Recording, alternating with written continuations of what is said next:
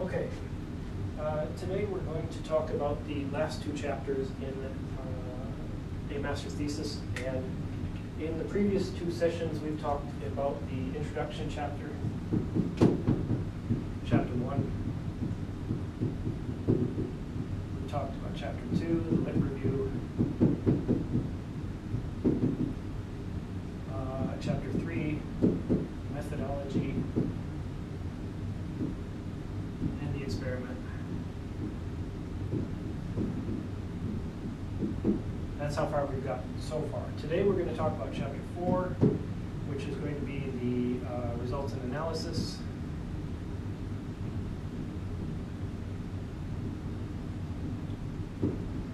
And chapter 5, which is going to be the conclusions. And areas of further research.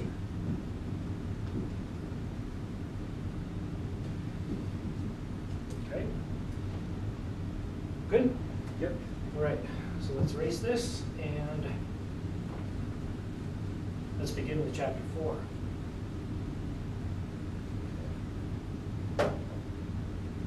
All right, chapter 4 is going to be our results and analysis. Okay. And we, of course, want to break this down into at least an A and a B. Okay.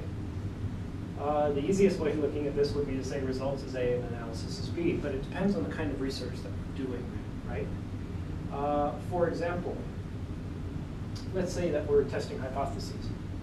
Right? If we're testing hypotheses, how are we going to organize our A and our B?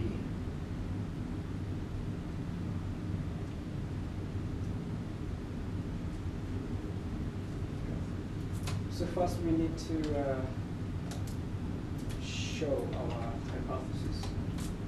Well, no, we probably already introduced our hypotheses before we began testing, or before we began doing the experiment, right?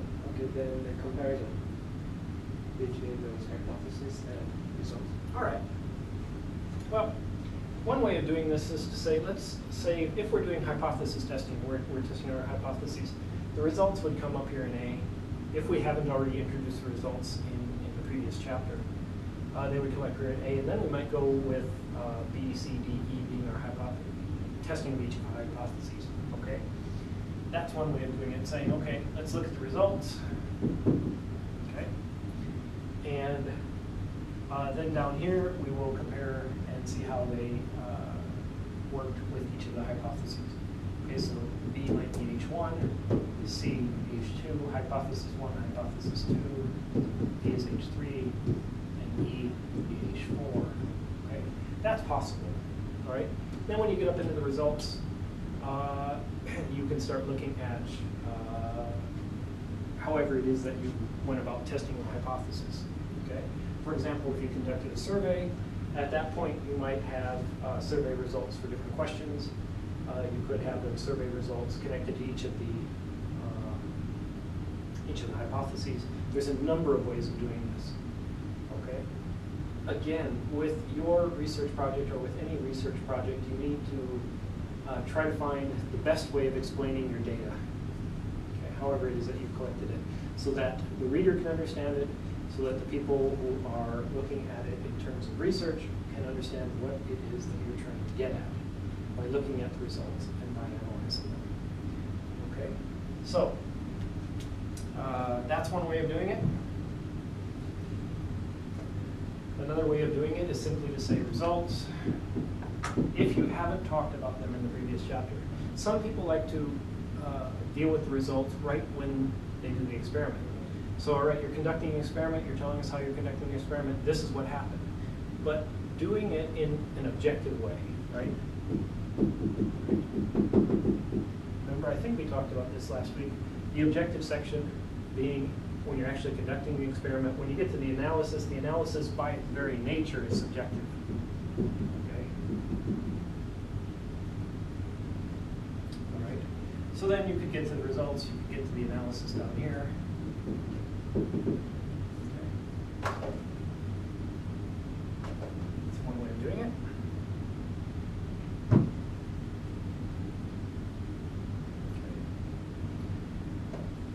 Are there any other ways you can think of dealing with this subject? Results in analysis. No, I don't think so. Okay, well, for example, let's say that we have a corpus. What might we do with a corpus? What is a corpus? It's a list of ones out in town. Could be. Right. It's a collection of data. All right. What might we do with something like that? You've collected, you've analyzed, or you've collected the data. You need to analyze the data, but you've got the data in tables. All right. For example, remember I told you I was working on brand names, right? I collected basically a corpus of 100 different brand names, 2 tokens of each one represented in the form of sentences of generic use, and also categories, part of speech was in there, and then the source was in the last column in what I was doing. What might you do with something like this? You mean something like a quantitative thing? Okay, could be. Okay. Basically, when you're creating a corpus, often the experiment is actually the creation of the corpus. Okay, so now once you have the corpus put together, then how do you pull out information from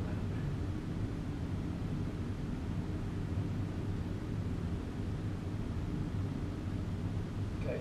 Well, depending on the type of corpus, you might want to run some statistical tests. You might want to look at the number of types, the number of tokens you have of whatever it is you're analyzing. All of this would come in the results, and then when you get into the analysis, start accounting for why or how that happens. It's possible. Okay, just as an example. If you're doing something like a different type of research, for example, something like a case study, it's kind of different. Okay, when you're doing a case study, you're focusing on a single example. Okay, and you're analyzing it in great depth. If you remember, Kobashi Sensei did a case study of one of our publishers a long time ago. It went very great detail about all of the information about the publishing industry, about that particular publisher, their place in the publication lineup in terms of their rank, what it is they specialize in, do they have a niche market, what is it, how they're confronting the drop in readership, things like that. Okay, so that would be a case study. So when you get to something like a case study, you're not really testing hypotheses. You're basically coming up with a full explanation of that item. Right? In this case, it would be like a publishing company. Some people do case studies, for example. They'll spend time, in some type of community doing this kind of work. In Japanese studies, you've seen people, who will do in-depth studies of Yakuza, in-depth studies of the geisha community, in-depth studies of something like that. And you're focusing on that, right? So it will create something different than what you're looking at here, okay? That will get us into something like when we're talking about qualitative analysis and quantitative analysis in a couple of weeks. We'll get into that, okay? So there are a number of ways of doing this, and you have a number of ways of breaking apart this chapter. And like I said, it's going to depend a lot on how you organize your third chapter. Okay, if the focus of your third chapter is strictly methodology and how you went about doing the actual project, the actual test, or the actual experiment, and that's all you cover, then in the fourth chapter, of course, you're going to cover the results in great depth. Okay. In that case, your A is going to remain probably somewhat objective because you're going to want to save the commentary for the B section, which is going to be your analysis. Okay. And then this would be the objective, and this would be the subjective. Okay. So it's going to depend a lot on your individual research project. Okay. So let me move on a little bit and move up to the last part.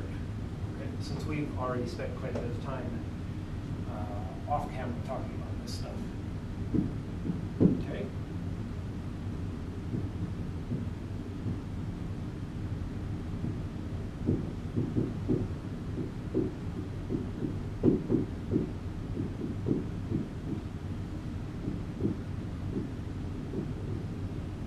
Okay, conclusions and areas of further research is going to be a final chapter. And remember, we're talking about a master's thesis. We're not talking about a dissertation. I'll talk briefly about dissertations after we talk about this. All right, we're going to have an A and a B again. Always have an A and a B. We're outlining this stuff. What are the A and the B going to be? A would be conclusions. Yeah, we do conclusions. This is going to be the larger section of the two, probably. Okay, and what's the B going to be? Areas of further study, research. Okay, areas of further research. What do we mean by areas of further research? Like, if you find anything new to you, then you can study more. So maybe you need some investigation again. Yeah. Okay. So yeah, those kind of studies. All right, yeah. Basically what we usually say is, in the course of your research, often new questions arise that you hadn't thought of when you created the project, okay? For example, you found some interesting data. Not really relevant to your research question, but interesting nonetheless, okay? And let's say this is your research area, okay? And in the course of doing your research area, you found information here and here and here and here and here, okay? This stuff is outside of your main focus, but it's still close enough that it's interesting, okay? And each of these is a new question, okay? When you create a research question, okay, for your master's degree, for your doctoral degree, for whatever it is you're working on, when you create a research question, you can't anticipate every possible scenario of what might happen. And sometimes interesting things happen. Sometimes they happen by accident, sometimes they happen by mistake. Sometimes they just happen because you're reading something and it springs a question into your mind. Okay. Don't let those questions get away. Write those down, because those questions might be, as interesting as the thing you're working on, or they could lead you to a solution that you never even thought of. Okay. Working for or against your research at some other point. But they're important areas nonetheless, and that's where the areas of further research are. Those are those extra questions that come up as you're doing the research. Okay. So, as I said, you probably won't have very many of these. This probably won't be a very large section, and it's easy to deal with this section first. To say, okay, let's say I had 3 questions that popped up that I'm really interested in looking at later, okay, expanding my research further. You talk about this as Q1, Q2, and Q3. Whatever your questions are. Okay, it's not too difficult, right? Conclusions, a little bit more complex. What do we want to include in conclusions?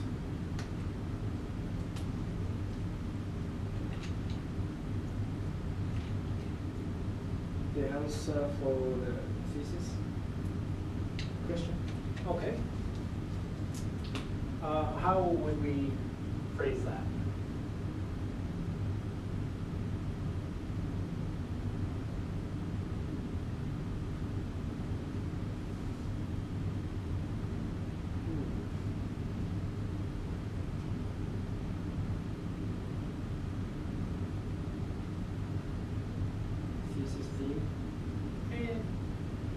Not really. Okay, let's say, you found 3 things that were important. They're your key findings. Okay. Let's just call them your key findings. Let's say you have 3 key findings. The key finding number 1, key finding number 2, key finding 3. Now we can keep expanding this and expanding this, because when you get to this point, of writing your thesis, you've got a lot to say, okay? So it's not too difficult to come up with things to put in here, all right? Keep finding one, keep finding two, keep finding three. That's one way of looking at it, okay? But there's other ways of looking at it, okay?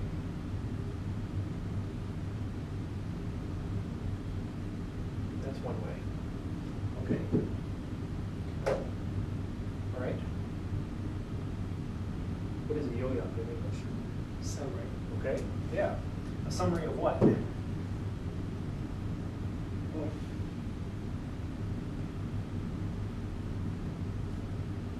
The whole thing, right? Yeah. All right. So, yeah, you could put a summary in here. And summary meaning summarizing what this thing was about. Okay? Restating the research question is one way of doing it. Okay? Summary, a restatement of the main question, main problem, main question, thesis. Okay. And then you could go with 2, 3, 4 key findings. You could have 2 as key findings. Section 2 is key findings. It's another way of doing it. These are equally important. Okay. And then you would go down A, B, C, finding 1, finding 2, finding 3. There's so much that you can say about these things. Okay. It depends on whether you want to restate the research question. You should probably, and then address what it is that you discovered. Okay. Your 3 could be problems that you encountered. That could be there. Okay. Flaws in the research problem, research question, restating those. All right. Then getting down here to areas of further research. Okay. In the future, I'm going to look at this problem again and address the errors that were made the first time. Maybe come down here and we'll work on question 1, question 2, question 3. I imagine expanding this into a greater research project, perhaps a dissertation, something like that. Okay.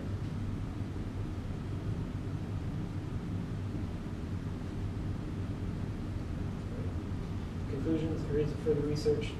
And then we can't just stop at question 3. We got to have some kind of end to this whole thing, right? So I'm going to put it to C level only because I don't want you to forget it. Okay? You have to have some kind of closing. Okay? To end this thing off. Can I erase this? Yes. Because I want to take it back up to the top.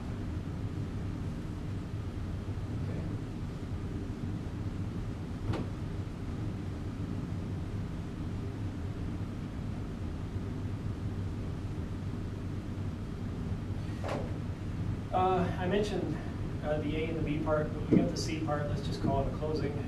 This is where your true ending comes in. Okay, and I just put it at the C level just because I don't want you to forget it. It's actually a stylistic thing. How did we begin our thesis? We use a attention getter. We used an attention getter. Okay, at the end. Ideally, at the end of your thesis, after 60, 70, 100 pages, however many pages you wrote, I want you to end it with the same enthusiasm you entered it with. Okay? Now remember, when we talked about attention getters at the beginning of chapter 1, we talked about things like quotations, statistical evidence, something that will bring the reader in to what we're doing. Something that leads in, something that draws their attention and gets them. With the closing, okay, we want to do the same thing. We want it so that when they're done reading your thesis, when they get to the end of the story and they get done with your thesis and they close the book and they walk away, they're still thinking about what you just said. Okay? And if you can make a reader do that, you've got their attention. Hopefully, the writing will be good enough that you'll get them to read through the whole thing. Because if you're not a good writer, all they'll do is they'll skip to the findings and they won't read much of what you wrote. Okay. So in the closing, we want some kind of connectors that get us from the areas of further research, and we'll just call it concluding sentences. Okay. Okay.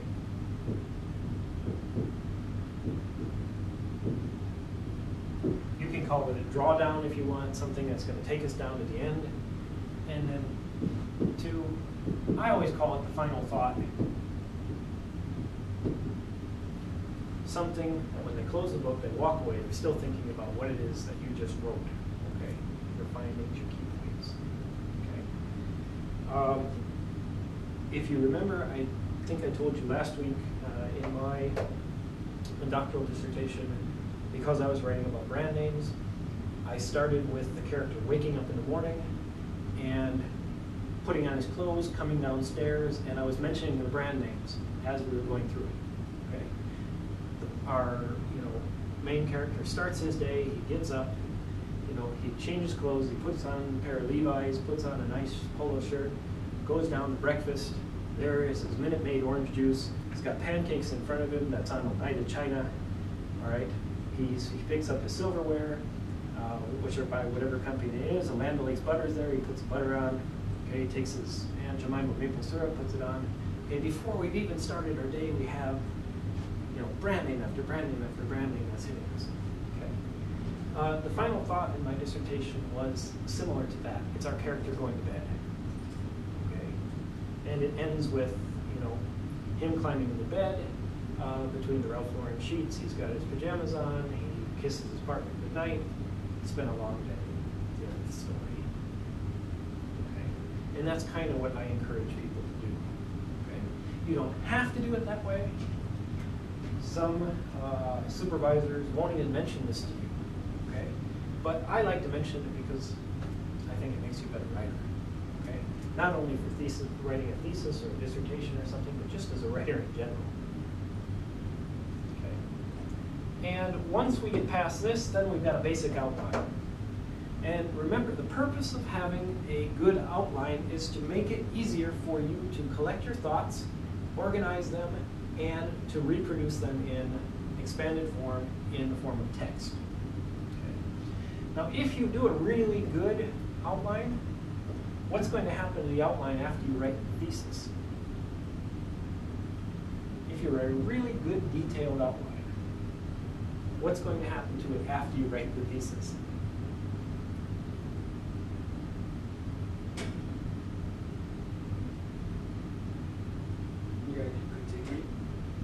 Well, we sort of hope that would be the case. It's going to become basically your table of contents, okay? Because you've got all the sections listed. These are going to be, when you go up, you're going to have your chapter titles and you're going to have your sections. You're going to have to reorganize this stuff again, okay? But much of it will become your table of contents. You're not going to have a thing on there saying closing or anything like that. That's just for you to remember. But you will have enough information there that you can take out the extra stuff and it becomes your section heading. Okay? Because you're going to do this naturally anyway, rather than think. Okay? Is that clear? Yes. Good. Okay. Now, that we've gotten through this, we need to talk about just a couple of other things. One of the things I wanted to talk about just briefly is what's the difference between writing a thesis and writing a dissertation?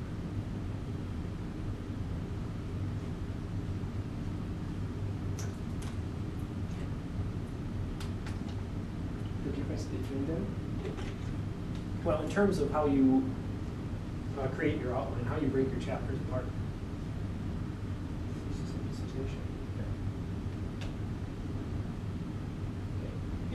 It's not too big of a problem, okay?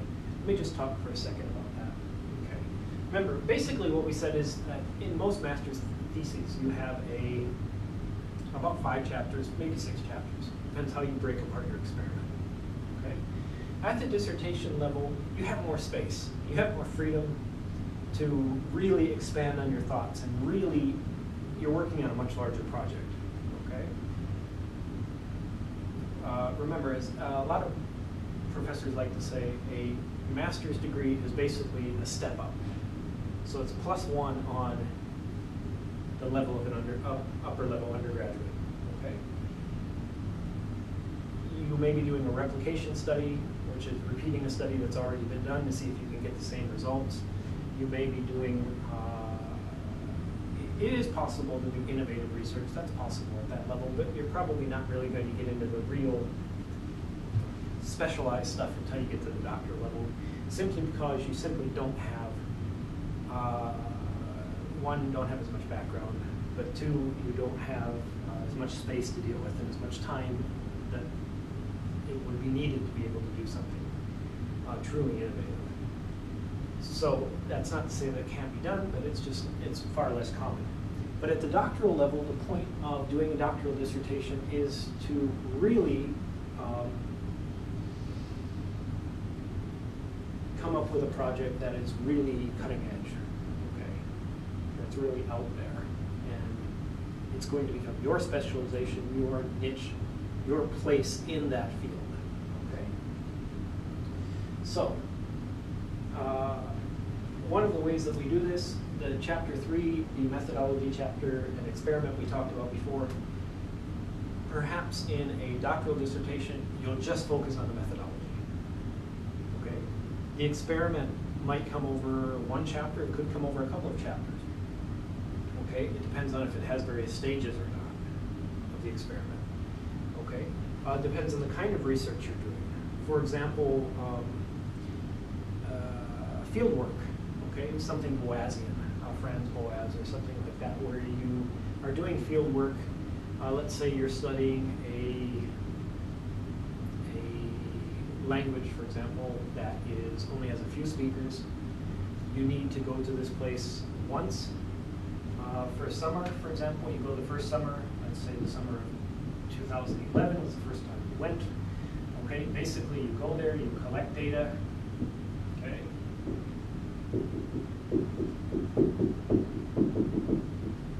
Okay, you come back, okay, you go home, you analyze the data, okay, you come back again in 2012 and do more, okay. This probably, after analyzing the data, brings up new questions. You go back and you do it again. This is sort of Franz Boas type of thing, doing field work.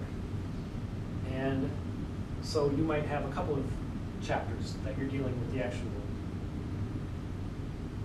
meat of your research, right? Okay, that's what we're doing.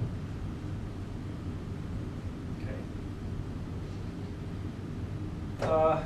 You might want to, if you're working on a theory, okay, if you're testing a theory, you may want to apply that theory in a later chapter to, for example, if you're testing a theory of language, some kind of language theory, you might want to apply it to an additional language, okay?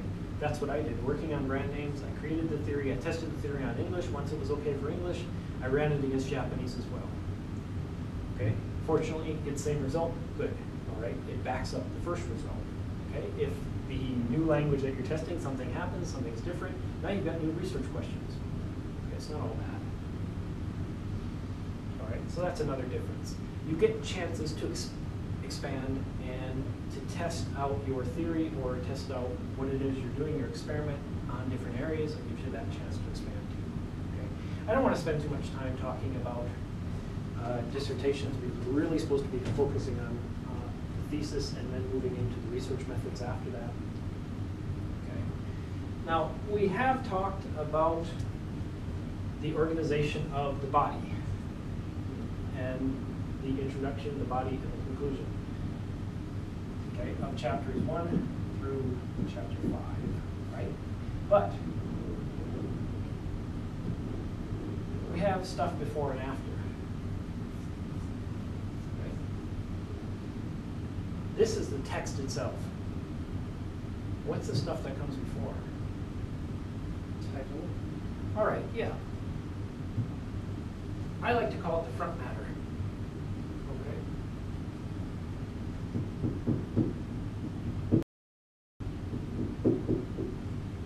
Okay. What kind of things go in the front? The contents? The table of contents? Yeah, to explain. All right, you mentioned title before, a title page. What else? All right, there's going to be an abstract in there. Yep.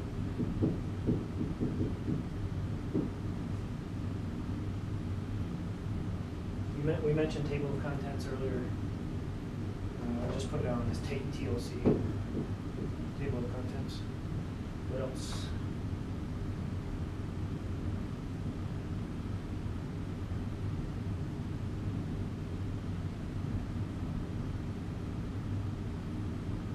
Acknowledgement? Yeah, you're probably going to have some acknowledgements. What's the general rule for acknowledgements? What's the rule? Say thanks to the people who helped you. Well, yeah, say thanks to the people who helped you. It's usually what we say is say thanks to the people who helped you directly. Okay? All right. When I remember the guidelines for my doctoral dissertation, I can remember it saying we had a book that was about that thick, full of rules. Okay? Everything from the margins to the kind of paper, the font that you could use, everything had to be uniform.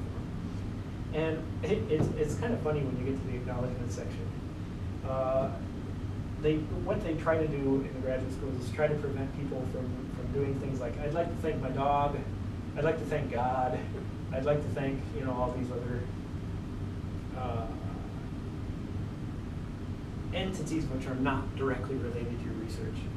Okay, so you're probably going to want to thank your supervisor. You're going to want to thank the professors who helped you directly. For example, if you're in contact with a professor at another university whose research you're replicating or whose research you're following, you're borrowing methodology from them and you're talking to them regularly, it's okay to thank them here. Okay. What else?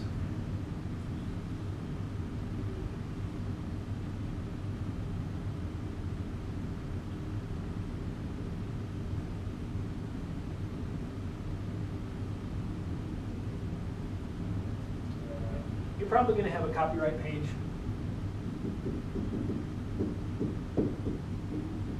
Okay, that just protects you as an author from people, especially if you're dealing with something innovative and you've got new ideas. You're sort of protecting yourself. Okay. Also, if you have tables, you're creating tables, you're creating graphs, you've got figures. A number of them in your thing. You might have a list of tables or a list of graphs, a list of figures, and by figures it might mean artwork, it could be photographs, it could be anything that is the focus of your research that comes up in the figure section. Okay? Those might be there. What do we forget?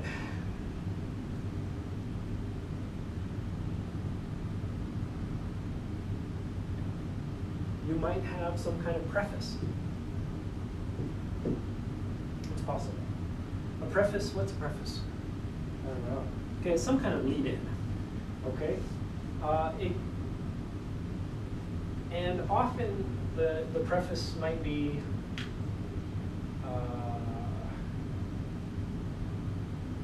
it might serve the function that the abstract serves as, okay? And we'll talk about abstracts in brief. There are basically two real strong camps about how to write an abstract, okay? And whether you give away the information in the abstract or whether you hold back on the results in the abstract. If you're writing a thesis or a dissertation, you might need more space than an abstract. Often an abstract is a paragraph or a couple of paragraphs like you see for conference papers, journal articles, and things like that. Preface gives you a little bit more space to deal with. You might want to do that in a few pages. 2 pages, 3 pages on a thesis maybe, something like that. Okay, so it's possible that that's there as well. Right. So all of this stuff is front matter. It's all stuff you don't want to forget. Okay. And at the back of the book, what do we have at the back of the book? After we're finished with the text,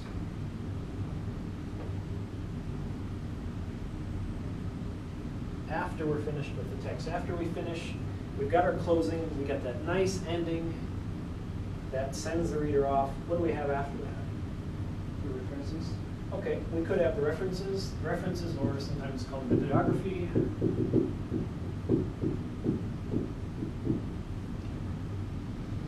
I'll want to remember that there's something else here. With the bibliography, of course, it's going to contain what? Name of the book or article. Okay, yeah, the books or the articles that what? That you used in a thesis. Yeah, that you used in the thesis. All right, and my advice to you is as you are reading things and as you are thinking about them and as you find great quotes and as you find great methodology and stuff, and you start putting it into your outline, also try to put it in the bibliography. Okay, start making the list. Okay, and then as you're actually writing and you're citing people, double check to make sure that you have them in the bibliography. It's very easy to miss something. Okay, and especially on doctoral dissertations when you start dealing with hundreds of references, it's easy to miss one. And everybody does it. I missed one. I can remember missing one. My dissertation defense, someone pointed out, hey, you forgot to put them in the references. So, you know, as you're building your outline, if you can also put them in the bibliography, it's going to save you time later. Okay? It's just good practice. Right? And often when you're actually writing the thing, you'll find a few references that you didn't need after all, or that you thought might be useful but then weren't. Take them out of the bibliography so that they're not ghosts in your bibliography. Okay. Now, I circled this spot here, okay, and this is the text itself. This is the bibliography. Sometimes there is something in between. What might that be?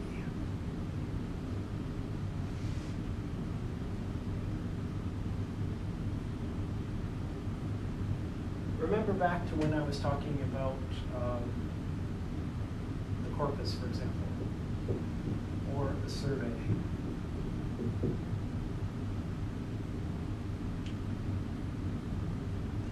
Ouch, let's focus on the survey.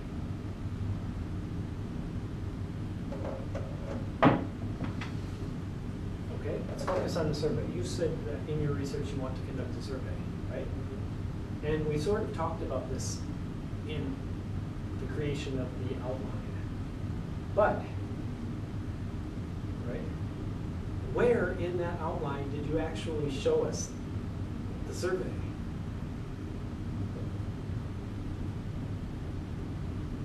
You didn't, right? Okay, and actually, I wouldn't recommend doing it, okay? Because the survey is extra.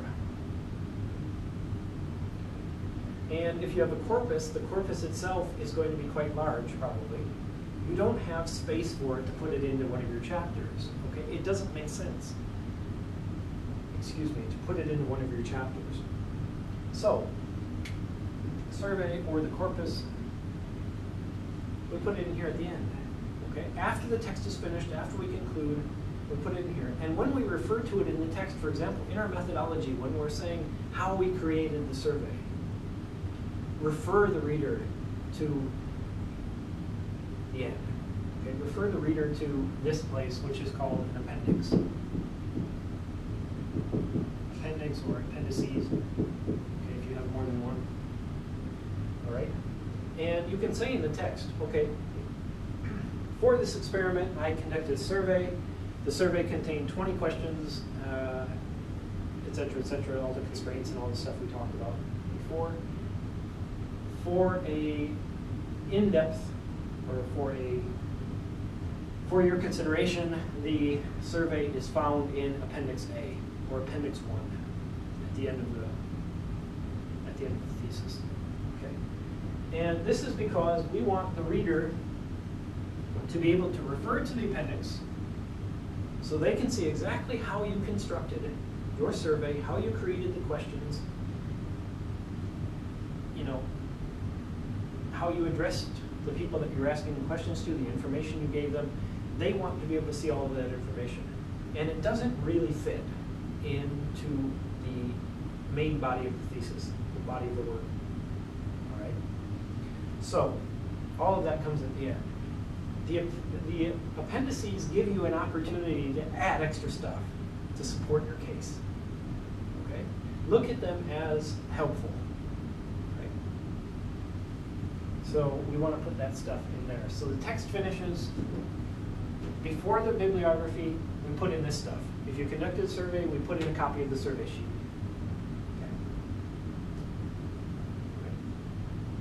Okay. If you created a corpus, put the corpus in the appendices. And then you get to the bibliography, which contains your references. Okay. And that pretty much takes us through everything you're likely to find. Okay.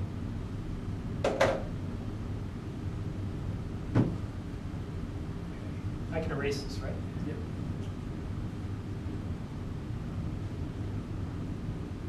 Okay. Is there anything that's unclear? It's good? Yep. Okay. The point of spending a couple of hours explaining this and taking the time to explain this is quite simply, I am a full believer that if you create a good outline and you can outline things in great detail, it makes you a far better writer. Okay? And if you do it meticulously and you start putting it together like a puzzle, the outline will help you find your mistakes. I really believe that. Okay? And once you have a very, very good outline created, once your supervisor approves, because your supervisor will be able to see the same thing you're looking at, it gives your supervisor a very good idea of how you're organizing your ideas. Okay.